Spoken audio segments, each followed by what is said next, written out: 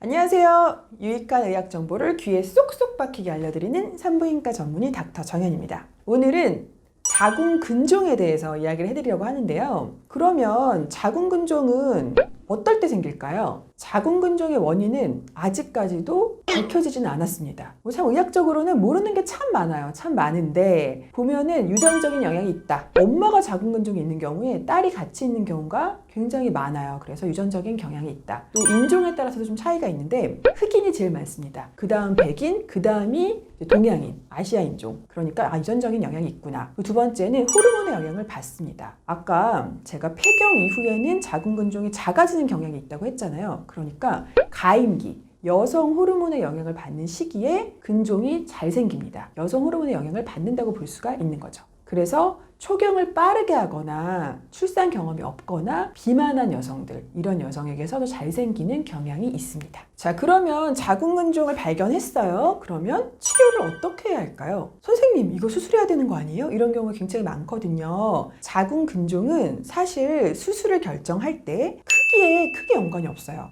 보통 몇 센치 되면 수술해야 돼요? 이렇게 물어보시는 분들 많은데 센티미터, 크기에 꼭 연관이 있는 게 아니라 증상이 있을 때 수술에 적응증이 됩니다. 아무리 커도 얘가 더 이상 커지지 않고 그대로 있고 증상이 없으면 그냥 지켜보는 경우도 많고요. 크기가 작지만 점막하 근종 안쪽에 있어서 출혈을 막 유발한다든지 또 배가 막 아프게 하는 통증이 있다든지 아까 말씀드렸던 그 증상들 있죠. 출혈, 통증, 빈혈 생기고 압박 증상이 있다거나 유산이나 불임의 원인이 된다거나 이렇게 증상이 있을 때 수술에 적응증이 됩니다. 그러면 수술은 어떤 게 있을까요? 자궁근종이 여러 개 있거나 너무 커서 근종만 절제할 수 없는 경우, 또 자궁근종의 위치가 겉에 달린 게 아니라 안쪽에 깊이 박혀 있어서 자궁근종만 제거할 수 없는 경우는 자궁 자체를 드러내는 자궁 적출술을 하게 되죠. 하지만 아직 미혼이거나 출산을 해야 하거나 이런 경우, 그리고 자궁근종이 자궁근종만 떼낼 수 있는 경우에는 자궁근종만 떼내는 자궁근종 절제술을 하게 됩니다. 수술하는 방법도 개복수술, 아예 배에다가 칼로 쫙 째가지고 배를 열어서 수술하는 방법이 있고, 복강경 수술, 구멍을 한 2-3개 정도 뚫어서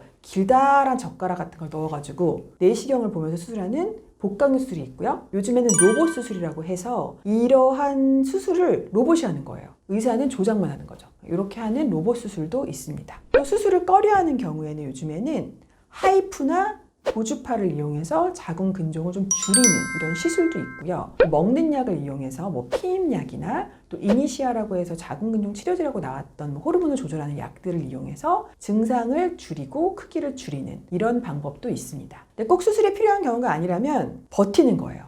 언제까지? 우리 목표가 있잖아요.